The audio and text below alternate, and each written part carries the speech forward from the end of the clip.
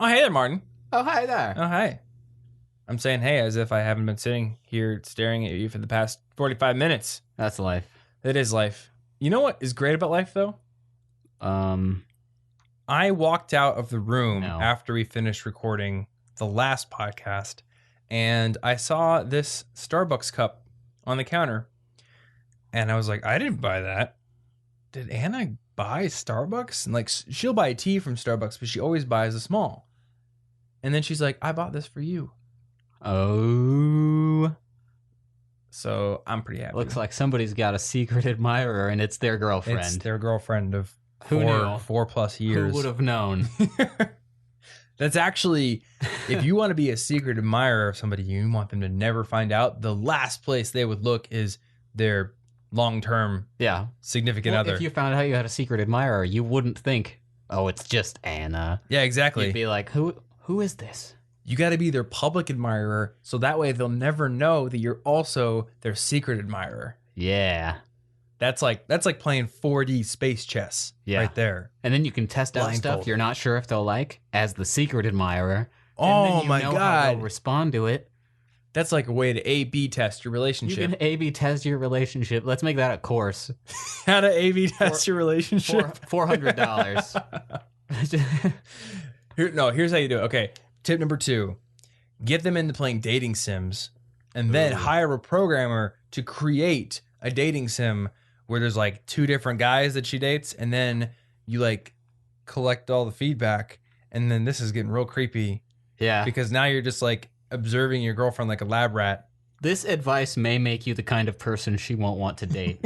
So you're going to need to ABC test to see if she's okay with somebody who AB tests. It's true. That's one of the scenarios, I'm actually. gonna need a lab coat and goggles for this. This is getting complicated fast. Yeah, it's also getting not very viable as a form of romance. It's You know, Martin, I've been noticing a trend lately, and that trend is we're giving like incredible dating advice on this podcast. Oh, yeah? Rekindling your old past relationships. The old flames. A/B testing your girlfriend. I think that this is the opposite of a relationship advice podcast. No, this could be the College Romance Geek podcast. Like, if you need to learn how to, What does it even mean to be a romance geek? I don't even know. I don't know what that means. Yeah, it seems kind of like a opposite thing. Ouch. I don't know. Or maybe, I don't know. What does geek mean? I don't know what it means. Geek means like what? Like really passionate about some one particular subject? Isn't something that people are normally geeks about, so I don't know what to picture. I'm a geek about romance. People are like, I don't know what makes you that? I don't know what that means. And then you're like, well, I run psychological A/B tests on my girlfriend without her knowing. And then they're like, yes, you are a geek, actually. It sounds like they're dubious morally. That's true. I don't know if that's... I mean, very it's only a romantic logical of them. extension of a lot of those like pickup guy things. Well, I wouldn't know if that's really being a geek at romance either.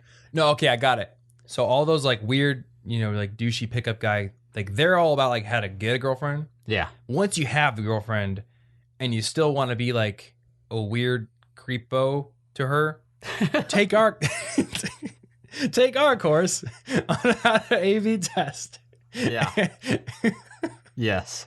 So after you're finished getting your bad relationship acquisition advice, we will give you more bad actual relationship advice. Yeah.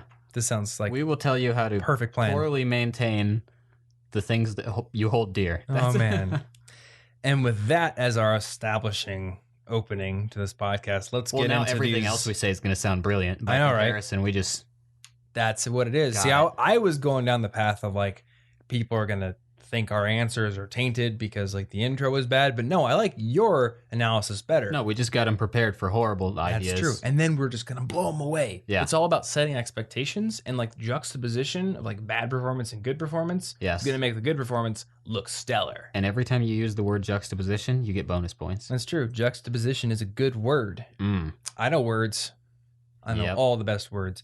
Anyway, let's get into these questions. This is episode 146 of the podcast. We've got 3 more questions to tackle as per usual. I wouldn't say always because we had 5 a couple of weeks ago, but this time it's just 3.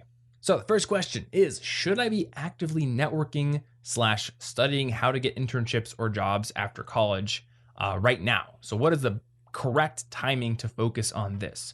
Now, I want to ask you, Martin, this question, was it on Reddit or was it like a tweet? Or I'm going to be honest, I don't remember, but I think they were seniors in high school, potentially. Oh, okay, so they're still in high school. So what they're asking is like, if I'm still in high school, should I be thinking about how to get an internship or a job after college now? And you know what? I think the answer is yes. But I don't think the answer is like, yes, you have to be hardcore about it. Yeah. I think a couple of weeks ago or a few weeks ago, we were talking about somebody asked the question like, should I read the textbook ahead during the summer for the class I have coming up next fall? And we were like, why would you do that when you could use the time you're trying to gain? You could just use that now for whatever you're trying to gain it for. So there is definitely such a thing as like putting the cart before the horse and, trying to do too much that's going to come way in the future now. So you don't have to be like, I don't know, reading every book out there on job interview prep and doing a zillion things. But I think there's a lot you can do to start preparing yourself now to be a really great job candidate as a college student. And these skills are going to come in handy sooner than you think. For instance, I wanted to be on a club, and I talked about this last week, but I didn't talk about the origin of it. I wanted to be on a club called Business Council when I was a freshman. And normally, Business Council only takes sophomores and older to be on the council. Like freshmen, they just see as like, you're just getting into college. You really don't know what's going on. People in the college business generally don't declare their major until they're juniors anyway. So having a freshman on the Business Council doesn't really make sense. But you can still apply, and in certain cases, they will make an exception for a freshman to be on the Business Council.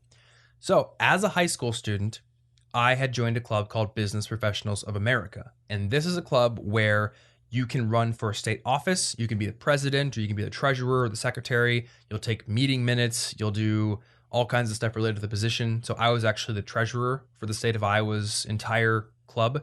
It's actually a national club. So the whole state of Iowa, I was the treasurer. I was in charge of helping put together like donation drives, managing the money of the club, managing the budgets for the state.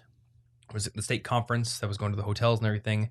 So I gained a ton of experience from that. And I gained experience like sending professional emails to the club advisors and to the other people who were on my cabinet.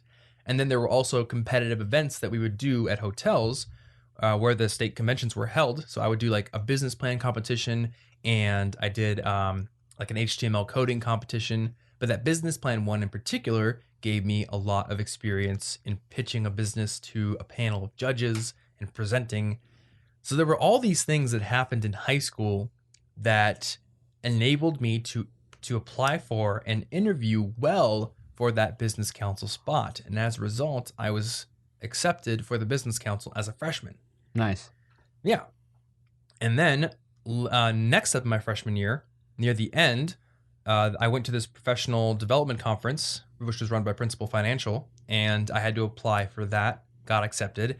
And there is where I met my mentor, who was instrumental in helping me get my internship, which happened after my sophomore year. So there's all this lead up and all these little things that if you're prepared for them, they can really lead to bigger things in the future. So if you're a high school student, like, don't be thinking, oh, my job and any prep related to that job is 4 years away. It might be 6 months away or a year away. You never know. And I mean, I don't know, maybe you can speak to this as well. I mean, you and Will were building Oiled Up Birds and doing like record label stuff, and you got a job at your community college. Yeah. Like what, the year you started there? That was either my first, it might have been my second year. I'm not entirely sure, honestly, now that I think about it. Mm-hmm. But most of the things I was doing back then were, at least, if nothing else, decent little lines on my resume that allowed me to look a lot better later on. Yeah, definitely. So I think the answer here is, I think it would definitely be worthwhile to maybe like read a book, like maybe a short book on how to interview, how to write a resume. And there are some things you could do now. I've had a resume since my senior year of high school, and I've had a personal website since my freshman year, I think, of college.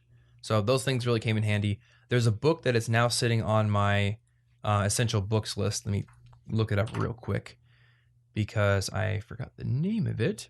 I used to have, and I think I still do, have Confessions of a Recruiting Director by Brad Karsh, which is a very good book, but it's a little outdated. So it's good to read, but maybe not good for like some of the online resources that he may have mentioned. So I also have a book called, and maybe I haven't added it to the list yet because I might be behind on this. I think it's called How to Land Your Dream Internship.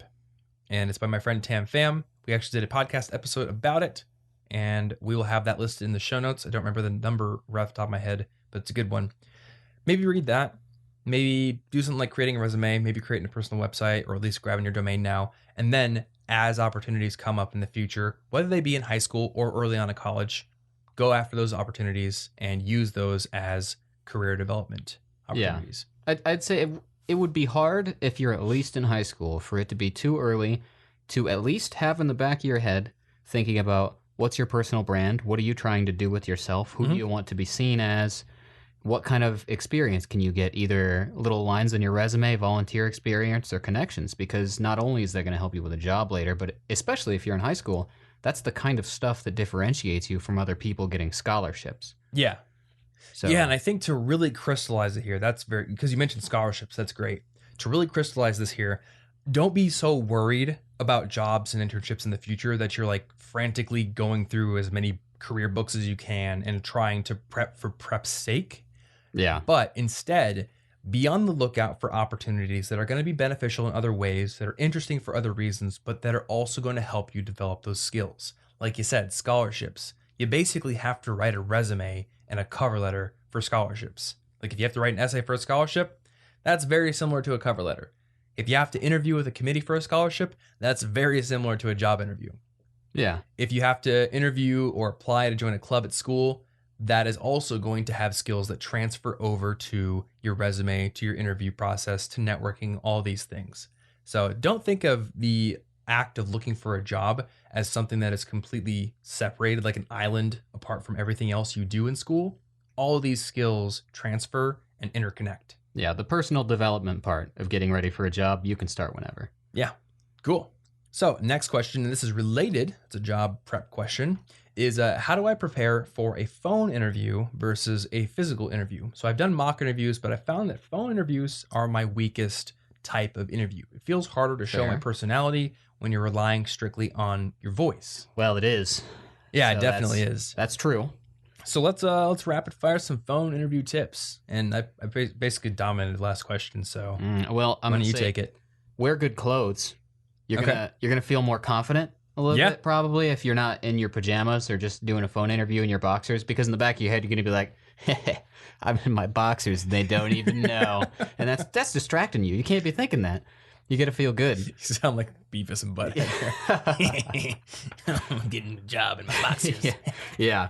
But you should also, basically, if you're expecting any kind of call like this, you should have stuff around you to write on. You have your pen and paper. You shouldn't have to stop and here, let me get a pen. Just have one. Be ready. You should have your resume. You should have little talking points. If you've got a tiny story you may be able to work in there, write down a couple words related to it that'll help you remember it, and then just like glance at the paper if you're like, uh-oh, I don't know what I'm going to say after they finish this. Oh, look, that story's relevant. I'll say that. I'm ready. But you're going to have to work harder to emote with your voice because body language is like, 70% of communication at least. It totally kills the fact that you don't have that. So I don't know. What do you think one could do to emote better?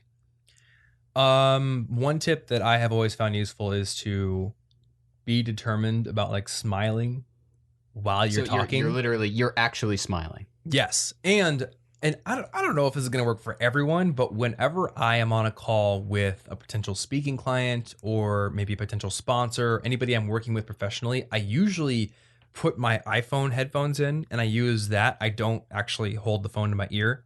Oh, and I mean, I do that for several reasons. That's a good point. That actually compresses my ulnar nerve in my elbow and hurts my arm after some time. So I do it for physical reasons, but also it allows me to pace around the room. It allows me to be a little more animated. I'm actually kind of like waving my arms a bit and smiling when I'm talking. And I just try to get myself in that frame of mind of like, I am presenting. I'm trying to be positive and happy on the phone. And I think that really comes across in my voice. Okay. And this is partly due to practice, which is why I would say if you can do mock phone interviews, do them.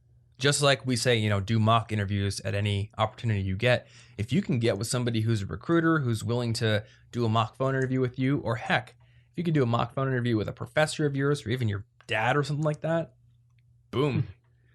Dad, can I do a mock interview with you? I don't know. Like, you could be like, Dad, let's do a phone interview. I want you to pretend you're interviewing me for like a job at your company, maybe in your department. Interview me for that. Question number 1 is, who's your favorite parent? It's actually the mom from Dexter's Lab. Oh, good answer. Yeah. She's nice. She's pretty nice. Actually, I like the dad better. Because he's hilarious. Well, I just remember the episode where he keeps like driving the cars off the cliff.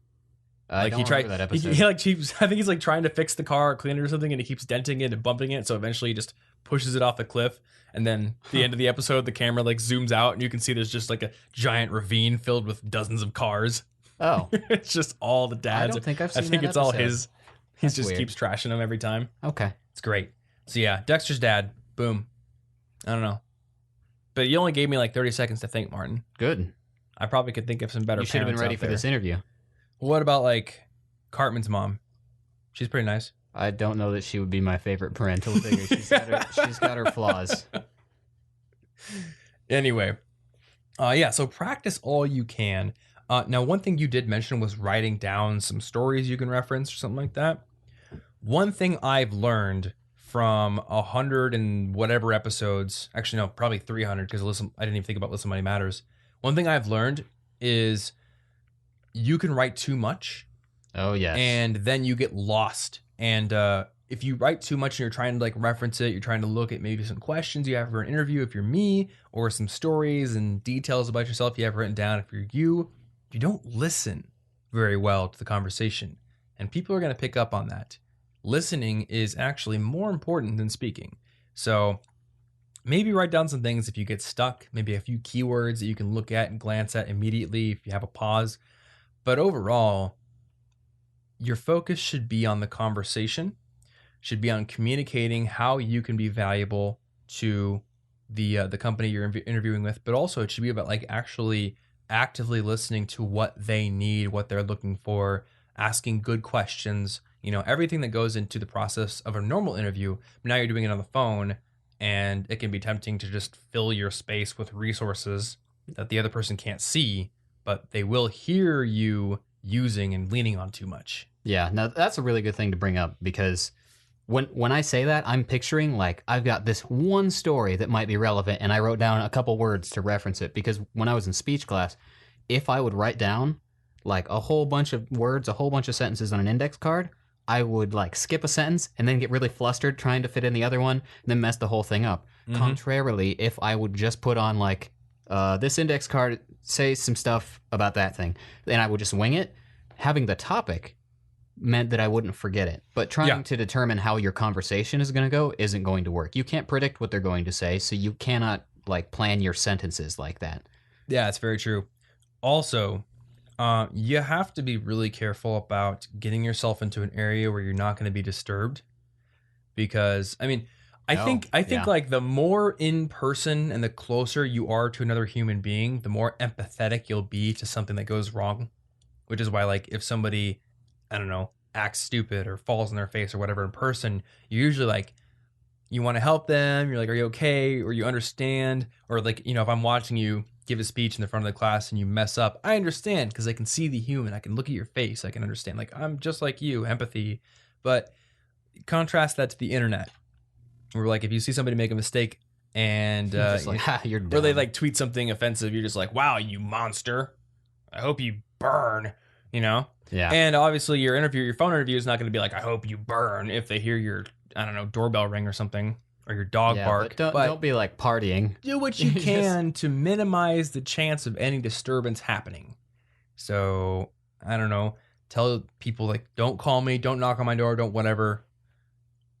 Just make sure distractions are not going to come up. Yeah, that would ruin me in an interview anyway. If I had friends and they just like looked at me and they waved and I was like, I was just telling a really important thing. Hey, Martin, you interviewing for a job over there? Sorry, go my to friend work? came in. You shouldn't have to say, sorry, my friend came in. I'm confused. My friend came in and Avoid told me that. that I was boring and that what am I doing with my life? And then he said, yeah, and like you say something dumb, and your friend's just like, and they like put their hands up to their mouth, and you're like, oh, no, I'm out of it. I can't recover now because you just made me really self-conscious. Wait a minute, Martin. Maybe what you should actually do is get all of your friends to sit there and watch you do every one of them. Hey, everybody, I'm going to have a phone interview. Could you come by my place and watch? Yeah. Well, as you know, you get 3 lifelines with your phone interview. Do you? So yeah, so if the recruiter is on, you're the interview and they're just like, so tell me about a time when you were really challenged and you were under time pressure, and tell me what you did about that. And you're like, well, can I phone a friend? Yeah. You get Timmy, 3. What's a good story? Give me a good story. Give me some. When was I under pressure? Well, you're under pressure right now. Well, there was this time I was on a phone interview. Yeah, so actually right now is an example of that time. And what I did was I reached out to a friend for help, because I didn't know what to do. Then I made everything all meta and probably ruined the interview.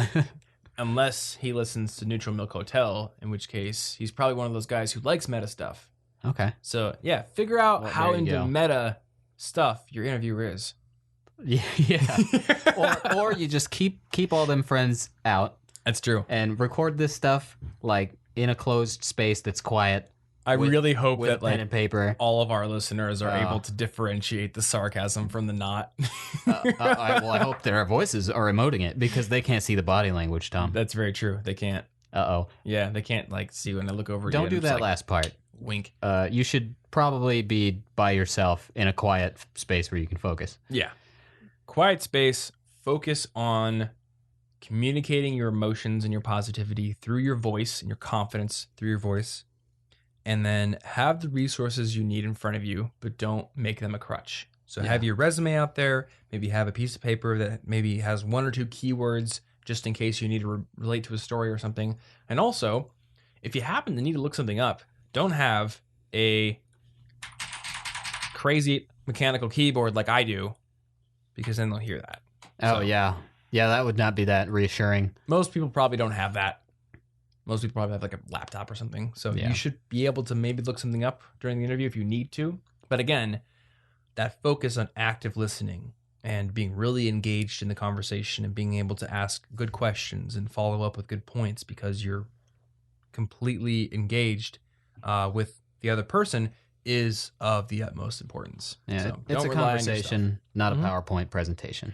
Yeah, exactly. And as you practice, you will get better. I think if I could give you like a number 1 tip here, it's practice, because I have become infinitely better at phone conversations just through doing it a bunch of times. I used to be so nervous, and now I'm like, hey, let's do it. It's fun, Yeah. And then the other thing is like, as with a normal interview, don't view this as you, the lowly student, groveling for a job, and hopefully they'll hand it out to you out of pity. Like, no. A job interview is a discussion between 2 parties, 2 people, or 1 person in an organization, trying to see if they're a good fit for each other. You have something they want, and they have something you want. And you're trying to see, like, can I provide what they want better than anyone else? And is what they're offering in exchange worth it to me? Yeah. So always go in, not with an air of arrogance or, cockiness, but be confident in your own abilities. Well, if you believe you're confident, you're going to exude that confidence. It's like a regular relationship. Essentially, desperation is not usually very attractive, and they're going to sense it.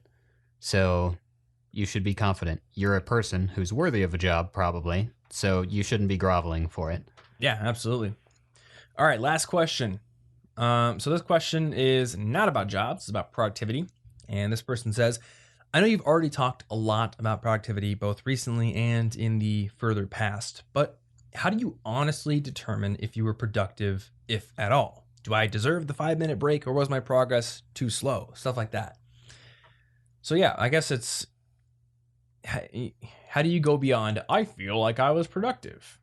Well, I think you need to set clear goals for each thing you're doing. If you have a study session, what are you actually studying? What do you want to know by the end of it? If you're doing work, if I'm going to go do some College Info Geek work right now, what am I going to accomplish in that whatever hour period? It's not just, I did work in quotations. There's a goal. Then you know if you've done what you need. But also, I probably wouldn't just punish myself and rob myself of breaks, because if I'm not focusing that well, maybe I need one anyway. Mm-hmm. But I don't think focusing too much on whether or not you're worthy of a break is a good idea. I'd just set more clear goals. Yeah, I do think this is pretty simple. If you aren't sure how productive you are, then you don't have a clear idea of what you're trying to accomplish because you don't know whether or not you accomplished it. If you did, there you go.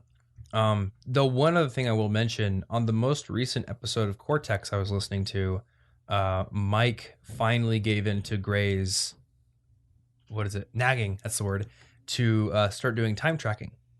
And he's using an app called Toggl, which I've used in the past. It's a time tracking app. So, and you can find it at, it's Toggl, I think it is, if you want to Google it. Yeah. And we'll put it in the show notes. So Toggl, basically, it's just a thing where you can be like, I have started this task, and then it just tracks how long you've worked on it, and then you can turn it off at the end of the task. And what they mentioned is that the strength of time tracking is that once you've time tracked for long enough, you start to figure out just how much time you actually spend intensely working. Because a lot of people, especially students who feel like they're super busy, anybody who doesn't really have like set work hours, but even people who do, they feel like they work a lot more than they do because they often feel like they're at work for all day or a really long period of time. But once you start honestly tracking your time and asking yourself, did I actually work intensely for the period of time that this tracker was on, you'll start to gain more accurate data and a better picture of how much you actually do work. So for example, Mike said after a few weeks of time tracking, he learned that he actually works about 20 to 30 hours in a week intensely, rather than the 60 or 70 that he used to think. And maybe 60 to 70 hours a week he's at work or, jumping in and out of work because an email comes in or a call comes in, what have you, but he's not actually intensely focused for all those hours. So that might be something to try if you're not quite sure right now how productive you really are. Try time tracking and then ask yourself all right, for these hours I worked, what did I accomplish? And one thing they did mention is you have to do it for a good few weeks before the data really becomes trustworthy, because you have that observer effect, or like the Hawthorne effect, something similar, where when anybody knows that they're being observed, they will naturally perform better because they're being observed. Yeah. And that's a temporary boost. So once you know you're being observed and you've gotten over that Hawthorne effect period, you're naturally either going to drift back down to your normal, or maybe you will have stepped up into a higher level of productivity. Either way, what you're trying to gauge is your norm. And then from there, you can make real improvements. So hopefully that answered that question pretty well. You have your thinking finger over to your mouth. Have anything else to add? Nah?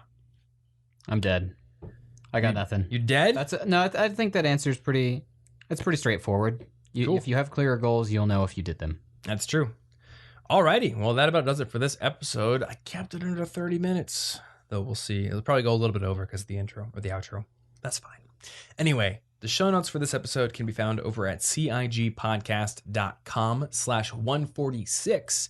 And there you'll find links to the things we talked about. You will find extra material, videos, articles that may relate to what we talked about in this episode. So check those out if you want some supplementary resources. On that page, you'll also find a link to rate and review the podcast on iTunes. And if you want to support this show, that is a great way to do it. Reviews and ratings and subscriptions, if you haven't subscribed already, definitely help this show to become more visible and go up the charts. So thank you so much if you do that. And also you can find our favorite resources for improving your life in a multitude of different ways. We don't have resources on how to bounce higher on trampolines or how to build the helicopter house that floats at all times. We don't have those, but we do have resources on how to learn more effectively, become more productive, track your time, all kinds of stuff. In fact, maybe I'll put Toggl on the resources page after this episode. That might be something to do. You can find those resources over at collegeinfogeek.com/resources. So check those out. You'll also find our essential books list over there and a college packing list for anybody who needs to know what to bring to college. So check those out. And until next week, stay cute.